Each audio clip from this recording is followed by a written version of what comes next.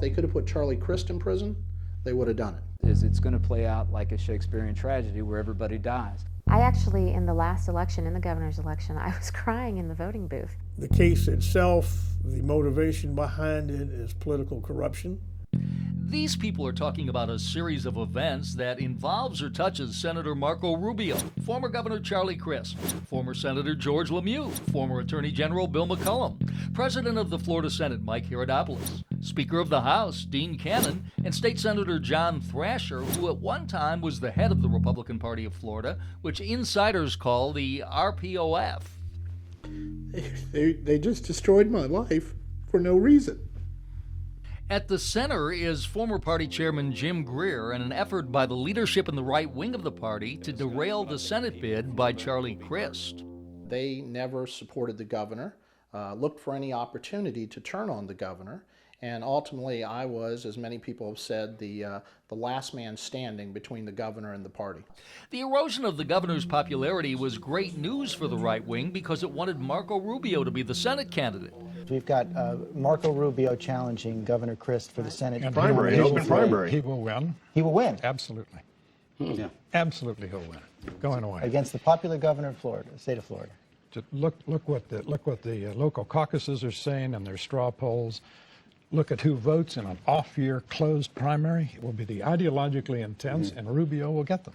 But with Greer as chairman, the money would flow to the governor. One of the interesting things about this campaign was how difficult it was, especially early on, to start raising money because I don't have a statewide network. I haven't run statewide before. People would tell me frequently that I was going to be needed to go out in a body bag, and I was the last person between the party infrastructure attacking the governor, because as chairman, ultimately I had to sign off on everything the party did. As Rubio was picking up steam and support from those in control of the party, Greer says he got a visit from Senate President Mike Herodopoulos and Speaker of the Florida House, Dean Cannon.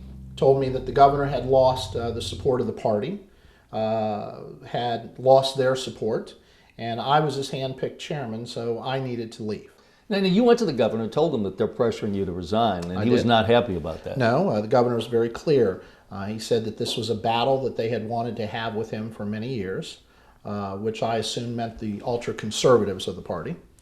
And he reminded me that if I left the party, that people would make false accusations. They would start accusing me and him and others of things that were wrong.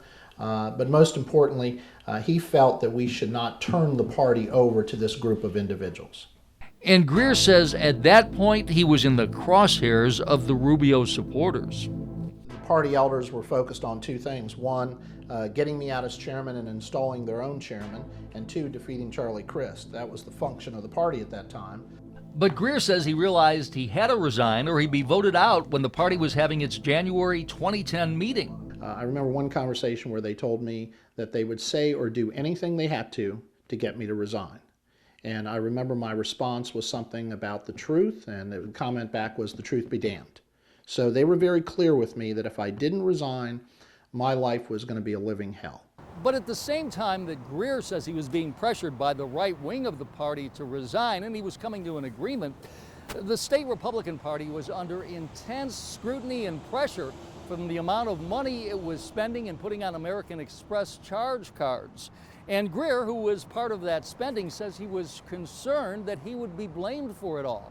So he went to his attorney, Damon Chase, and asked somehow to be protected. If you spend $5,000 on a skybox to wine and dine a potential contributor, that sounds like a lot of money. It sounds like it's extravagant. But when 2 days later, when that contributor gives you $25,000, that's a good return on investment. So he was spending a lot of money, but he was bringing a lot of money in. Greer wasn't the only one racking up big charges on the Republican Party credit cards, from Speaker Dean Cannon buying suits, having $2,000 steak dinners, to Marco Rubio charging more than $4,000 of flooring at his home on GOP credit cards. There are some things Rubio can afford to buy, but for everything else, there's the Republican Party credit card. The most important thing that I think that has to be understood is the entitlement that exists, that I was a part of. That was a failure on my part. But this group of individuals believes we raise the money. We spend it as we want. And nobody, including the chairman of the party or a donor, better ever tell us not to spend it the way we want. It was the way the party operated, and Greer says representatives from the Senate and House came to him shortly after he was elected party leader and explained how the fundraising and credit cards were used by the party. We eat what we kill, Chairman, and I had to have that explained to me, and what that meant is if we bring $1 million into the party here and park it over here under the House and Senate campaigns, if we want to have baseball games, limousines, five-star hotels, don't you or anyone else ever tell us that we can't. Now, as Greer was being pressured to resign, not only was he concerned about the party coming after him for the money he spent, the party was concerned as well. Federal investigators have launched several probes into spending and tax records within the Florida Republican Party, including the finances of Senate candidate Marco Rubio. He's in the middle of this criminal investigation, and I'll tell you what, he's got all the records, he's got all the emails, he's got everything. And if I were a Republican in office in the state of Florida, I would done. You would have left him in. I talked to one of the top Republican consultants yesterday in Washington, in Tallahassee, and this consultant told me it is gonna get ugly. And Greer says he told the Republican Party leaders he was willing to make it ugly if they wanted to. But if you all want to burn the house down and destroy the party, then we'll do it, because I'm not leaving without something. You knew where all the bodies were. Well, that's right. They were as concerned as I was that I was going to sue them for forcing me to leave the chairmanship. And they came up with a deal to protect Greer and the party. This severance agreement contained a clause that said that all of the expenditures during the Chairman Greer's term were necessary, proper, ratified, and authorized by the Republican Party of Florida. In that clause, it specifically said all of the expenditures, including fundraising fees, derived or paid to Victory Strategies. Victory Strategies was a company that Greer and the executive director of the party, Delmar Johnson, formed after he fired the party's main fundraiser, Meredith O'Rourke, who had strong ties to the conservative wing of the party. And when she was fired, O'Rourke was making $30,000 a month, $360,000 a year, plus 10% of whatever she raised. But when Greer fired O'Rourke, he says he underestimated her ties to the old guard of the party and influential lobbyists. One lobbyist told me that he was going to cut my head off, put it in a plastic bag, and throw my body in a ditch. Greer says because of O'Rourke's ties to power brokers, he was having a rough time finding someone to replace her, and that's why he says he created Victory Strategies. It got the same 10% commission O'Rourke was getting, but not the same $30,000 a month salary. Greer says he ran the idea past the governor after U.S. Senator George Lemieux suggested it. So somewhere along those lines, George Lemieux recommended to me, or didn't recommend, it was a thought, it was a suggestion, right out in this driveway on my cell phone, that maybe you and Delmar ought to do the fundraising and pay yourselves a commission for doing it. What was your initial thought on that? It wasn't no, it wasn't yes. I thought it was interesting. Jim Greer's attorney said over the weekend that you knew about the plan, that you were aware of it, and even suggested it. What do you have to say about that? It's just wrong. You know, it's sad when people in a desperate situation say desperate things.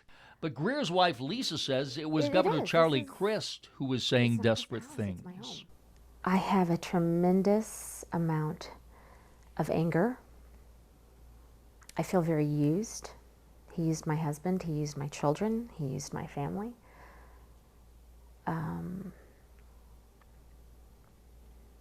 And a lot of that stems from the fact that he broke my heart. I thought he was being real and sincere with our family. I thought he was a part of my family. I named my youngest son for him. I thought he would be a member of my family forever. We had some wonderful times, but when it came right down to it, he sacrificed my husband on the altar of his own ambition and protecting his career. And he lied to protect himself. And while Crist denies knowledge, and Lemieux is saying he might have suggested that Greer get involved with the fundraising, but maintains he knew nothing about Victory Strategies, one thing is clear. Greer decided to form the company. He then enters into a contract with Victory Strategies, which everything was set up to do. It's the exact same contract. These are form contracts to do the fundraising. He enters into a contract which is perfectly legal with a legal entity, legal contract, exactly the same as these other contracts, exactly the same as Meredith O'Rourke's contract, excepting that he wasn't going to pay Victory Strategies the $30,000 a month. They paid Victory Strategies the 10% of the major donations, not every single donation, just the major donations that Victory Strategies brought in, but they didn't pay the $30,000 a month. So it saved, over the next year and a half, it saved hundreds of thousands of dollars for the party. But Greer supporters say not only did Victory Strategies save the party hundreds of thousands of dollars because it no longer had to pay that $30,000 a month fundraising fee, but also it brought in huge amounts of money. And that was something the party sorely needed at that time. Traditionally, a sitting governor is the chief fundraiser for his party. But Greer says Charlie Crist lost all interest in raising any money for the Republican Party of Florida and instead was concentrating on raising money for the Charlie Crist for U.S. Senate campaign. So they set that up. They got to doing business. They started bringing in money, making up for the fact that Charlie Crist wasn't doing anything for the general fund. They were bringing in money. The party's making money. It's got millions of dollars in its coffers. Everything's going fine. But now Charlie and Marco Rubio. And those supporting Marco Rubio were gaining control of the state Republican Party. They said it was imperative that Greer had to leave. But Greer wouldn't leave his post without protection and a statement that everything he did as chairman, including Victory Strategies, was in the best interest of the party. Sent it down here on probably December 28th, 27th. In it, it had, they would pay me my salary for a year, they would pay my benefits, that all expenditures under my chairmanship, American Express payments, fundraising payments, consulting agreements, Victory Strategies by name, were all approved, ratified, and appropriate. And then they had a provision that they would pay me $1 million liquidated damages if they did anything to harm my reputation. We went back and forth with a couple versions of this severance agreement and negotiating it back and forth over the next few days. There were 2 or 3 more that specifically contained Victory Strategies. We ultimately removed that for the general sense because specific overruling the general fundraising fees is the only fundraising fees he ever received from the party was from Victory Strategies. We removed Victory Strategies and just left it fundraising fees, so that way it would certainly encompass everything. Then the next paragraph, after it listed all these things, said, and he's also released of it from any liability of anything known or unknown. Now, in contract language, that is rock solid language, buddy. You're done.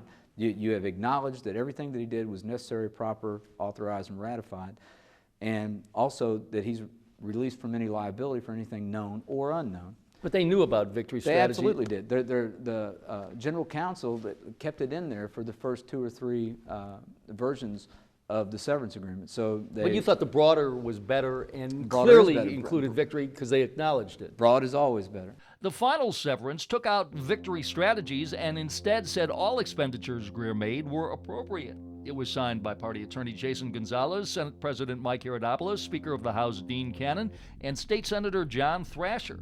The leadership of the party determined that Thrasher would be the next head of the party after Greer, even though the grassroots had no idea and they were putting up their own candidate to succeed Greer. Thrasher signs as the incoming, to be elected chairman. That's right. But there was a whole other slate that was being offered up by the general membership. The fix was in. The fix was in, and I expressed my concern about how they were approaching the fact that Thrasher was already being treated as the chairman. I told one night on the phone, Dean Cannon and Iridopoulos, that I thought the way they were jamming this down the throats of the state committee was going to backfire on, and they told me not to worry about it. Greer agreed to resign as promised, and Thrasher was elected chairman in January of 2010. But the party was facing a major problem because word of the severance agreement was leaking out, and leaders of the party were quoted in the media as saying no agreement existed. But the right wing of the party was skeptical and not happy at all. Well, first of all, the day that Thrasher was elected, him and the attorney went into the state executive committee board meeting and told the executive committee no severance agreement existed, which was astounding to me because now they were not lying to the media.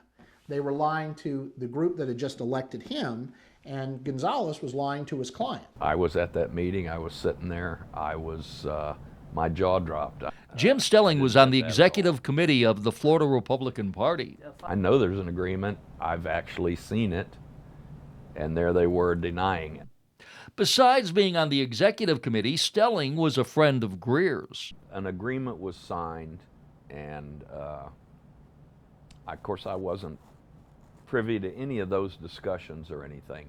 But once the agreement was signed, I became aware that there was an agreement. But because of the pressure from the right-wing grassroots, which adamantly opposed any severance agreement, the leadership of the party started to backpedal. And then finally it started, well, if there is anything we signed, we'll never pay him. So it was a comedy of statements that I was watching occur, while at the same time they were calling me on my phone, telling me not to worry about what I was reading in the papers. They were having to say that to keep the grassroots under control. And you had signed papers by all of them. In my lawyer's safe. So we're keeping it confidential, we're keeping quiet. Jason Gonzalez calls me and says that, well, we don't believe that we have an agreement. The severance agreement is incomplete because Jim Greer never signed it. I said, except that you have a copy and I have a copy in my safe, I'll go ahead and fax it to you. And so then a couple days go by and then he calls back, well, we don't have an agreement because the severance agreement has fax signatures, that all these people, they fax their signatures and fax signatures don't count in Florida. I said, except that, and I cited an appellate decision from every single appellate district in the state of Florida and the Florida Supreme Court saying that actually fax signatures are enforceable in Florida. So sent it to him and said, okay, now you guys do what you have to do. We'll look forward to your check in March. Because the severance agreement included payouts over the next year. Then he came back and he said, well, it's not really enforceable because nobody had authority to sign it. And then we showed him that actually, according to RPOF rules, all of you had authority and all of you did sign it. Greer's wife, Lisa, who grew up in Republican politics and tried to talk him out of resigning, says all the denials of an agreement being signed shook her faith in the leaders of the party.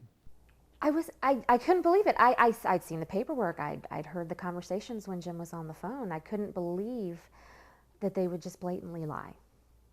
I mean, this is the leadership of our state. This is the leadership of our state. These are the people that, as leaders of the Republican Party, kind of stand up and wave the flag of moral values, and you know, Republicans are the party of family, and they're destroying my family. They're literally stepping over my family to protect themselves. And lying. And lying blatantly. As politics. And since when do politicians feel compelled to tell the truth, it seems, about anything? Attorney Cheney Mason is also on Greer's legal team, and he says the party was refusing to pay Greer because the leaders were lying and saying they didn't know about victory strategies. They got Greer to resign and made an agreement with him, severance agreement, promised to pay him a severance package to leave the party, entered into the negotiations, entered into the contract, and then promptly defaulted and failed on the first payment. It seems, from what I've been able to gather, that this is a conspiracy that involves the Speaker of the House, the President of the Senate, the incoming Chairman of the Republican Party, perhaps the Attorney General, the Chief Counsel of the Republican Party. All of those except for the Attorney General have signed the agreement that they then have said they repudiated from one reason or another, including first by saying they didn't know anything about it, didn't understand it, didn't sign it. If they did sign it, they didn't comprehend it. You know, that's pretty interesting. But all Greer was interested in was getting his money. And the leaders of the party came up with a new plan, telling Damon Chase, we want to pay Jim Greer. We owe him the money. But we can't take it from the party funds because an audit would show where it came from, and they'd show a check going from RPOF to Jim Greer. People would go nuts. These people, these grassroots people, they'll go nuts, and we don't want to deal with that. And it would prove the Speaker and the President of the Senate and the Republican Party Chairman Thrasher are all bald-faced liars. Well, I hate to call them liars, but they are poor historians. So the it would show certainly a negative light on some of their previous comments. But some might call the party leaders outright liars for saying no severance agreement existed. Listen to Senate President Mike Herodopoulos as he's interviewed on the Senate floor in April by Miami Herald reporter Mark Caputo. Herodopoulos is trying to backpedal on a February interview where he said he didn't know anything about the severance agreement. Suggesting to me that you'd never signed a severance agreement or any sort of go-away Jim agreement with Jim Greer before. Now, obviously, you did. It seemed like that wasn't true. No, what we exactly said, we signed nothing that would obligate the party. I don't And that's think you actually said exactly that. because if you look at the last line of the contract, we do not have power. All we're trying to do is try to influence it. We don't have any power over that. And that's exactly the question you asked me. But Herodopoulos is wrong. That's not the question Caputo asked. Listen to the interview. Caputo was clear in February as he asked about the severance agreement.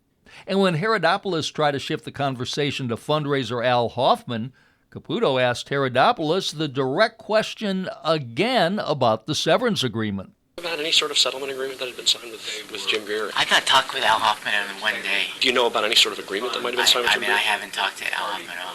Put Hoffman aside. Let's go to the agreement. Do you know of any sort of agreement that had been signed with Jim Greer? I've not seen any agreements. Have you heard of any agreement having been signed? I've heard this is one of 75 other papers. So you said, I've talked to Dean Cannon, I've talked to John Thrasher, we have not signed anything. And you said there were a lot of papers going back and forth. Well, I didn't. How do we solve this problem? Should we have an agreement? And nothing was done that would bind either party. I haven't seen what you have had to say about the hush money allegation. Ridiculous. Absolutely false. There were no proxy agents. 100% false. I've seen the names that were associated. That is 100% false. While Herodopoulos was saying the notion of hush money was ridiculous, he and the Speaker of the House, Dean Cannon, sent their top aides, Pat Boehner and Mark Rickeldorfer, to Greer's friend Stelling to close the deal. They tell them this, and so it was a back and forth. There were many, many conversations, and all I ever heard was that from Boehner and Rickeldorfer was that they wanted to do the right thing. They wanted to get Jim compensated, and we were working towards that end. Greer was supposed to get his first payment on March 1st, 2010, and the leadership of the party was worried he'd blow the whistle if he didn't get it then. But the money didn't come. Then they defaulted. Then March 1st came, there was no money came, nobody showed up, but it's coming. They kept calling me and telling, it's coming, please don't do anything, you're going to get your money, we're just trying to find a way to get it to you. The problem was the Republican Party couldn't find a donor to give Greer the severance package, and the leadership didn't want to show the payment on the books of the Republican Party. We contact them and say, what happened to the money? And then all of a sudden it's, well, listen, we're not going to pay because right now Jim Greer's, we're going to have him arrested because he never told us about victory strategy, except that we did tell you about victory. Well, no, this is fraud in the inducement. This is you guys, he lied to us and about victory strategies, and therefore it's fraud in the inducement and the contract's unenforceable and he's got to go to jail. And so then we showed where, no, we didn't lie to you. You actually knew about it. Here's where you drafted it, Jason. In addition to the party drafting the initial severance agreement acknowledging victory strategies, remember, Greer went to one of the largest law firms in the state to make sure what he was doing was legal. And one other thing, at the time, the Speaker of the House was a partner in that law firm. Gray Robinson was very involved in being a major donor to the party. Dean Cannon was associated with Gray Robinson. So what we wanted to find out, was there any way to form a company, this consulting firm that we were going to have a long time out after I was chairman, and not initially make the officers known. Not only did the law firm of Gray Robinson say what Greer was doing was legal, but also Attorney General Bill McCollum, when asked about victory strategies in February of 2010, said it was on the face of it a perfectly legitimate contract. He went on to say, was it outrageous? Absolutely. Was it something that should never have been entered into? Yes. But then McCollum changed his mind. And by January or February, when he left office, we discovered in an audit that was sent, that I was advised about, things that indicated there might actually be criminal behavior. I referred it to the Florida Department of Law Enforcement. Damon Chase says McCollum only started going after Greer when the Republican Party of Florida started to pressure McCollum, who at the time was the presumptive gubernatorial nominee. You had Bill McCollum, who was also gearing up for his run at governor. He needed RPOF's support. He wanted and had to have RPOF support. RPOF wanted Jim Greer's head on a stick. So Bill McCollum then has the statewide prosecutor impanel a grand jury to investigate a $100,000 claim against Jim Greer. While McCollum says he wasn't behind the statewide prosecutor who's charged with looking into public corruption's decision to impanel a grand jury, Lisa Greer doesn't believe it. I'm very angry. A lot of that is motivated from fear. I mean, some of these people were my idols. I grew up in the Republican Party. I thought Bill McCollum was a hero. He's not. I believe he orchestrated this, and that he would want to be governor so badly with no regard for what it would do to our family's future. He did very well in the press coming across as a Boy Scout, but he's not an honest man. He's not an honorable man. He would do anything he had to do to placate the people that wanted to take my husband out. James A. Greer has been charged with 6 felony counts. He's been charged with organized scheme to defraud, 4 counts of felony grand theft, and 1 count of money laundering. The grand jury indicted Greer, but both of Greer's attorneys say the statewide prosecutor withheld key evidence from the grand jury, which they say would have cleared Greer. It's long been said, sarcastically or not, any prosecutor could indict a ham sandwich on any day of the week. They tell the grand jury what the facts they say are. They tell the grand jury what the law is according to them, and they do the documentation.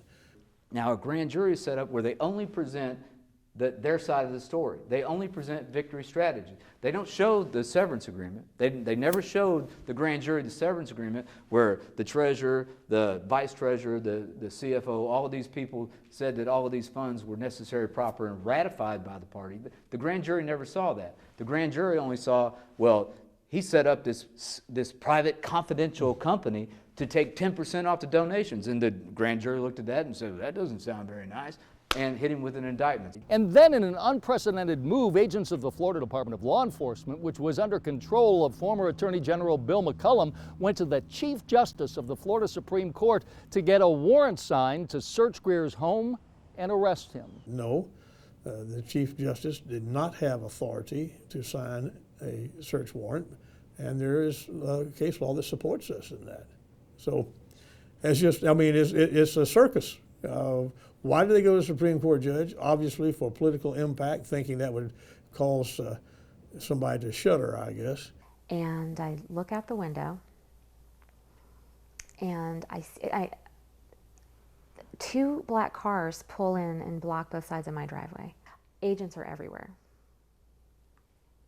And they're in their big jackets that say FDLE. There were at least 12 agents that came in, hands on their guns. I'm here with 2 babies, my mom. And I was in shaving, and my wife informed me that there were cars blocking the driveway, there were agents coming in the backyard, there were agents coming up the side of the house, the front of the house. They asked if I was at the front door, pushed their way into the house, came into the bedroom, told me I was under arrest for multiple counts. I said something in the nature, this is the most incredible thing I've ever seen. Hey buddy, how you doing? All right, how are you? You guys, we're gonna get him in the car. We're gonna not make any comments right now. We'll talk to you guys Jim, in a how few do you minutes. feel about these charges Come on, against buddy. you? All right, Jim, guys. did you funnel money from the party Of into course your he own did. account? We'll talk to you guys in just a second. Of course, you can't comment on an anything to ongoing say. case. And even now, it's hard for him to talk about it. Here we are a year later. What has this done to your life? Well,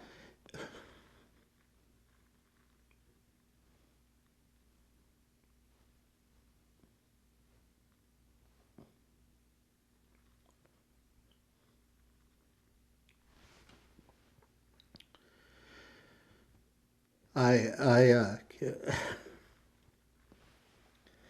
can't get a job. I have no money left to take care of my family because I've had to give it all to my attorneys.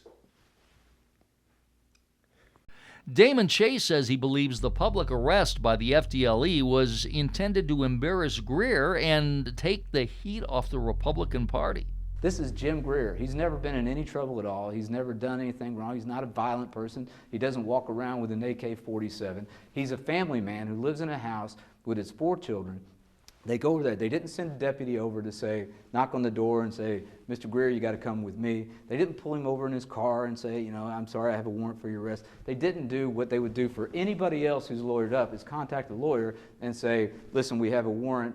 We need to arrange for Mr. Greer to turn himself in. That's what everybody else did. Instead, because these guys run the state of Florida, they're able to assemble this SWAT team of FDLE agents, this platoon of armed law enforcement individuals to storm his house first thing in the morning. They bust up in there, grab him out of his bed, literally grab him out of his bed, pull him out.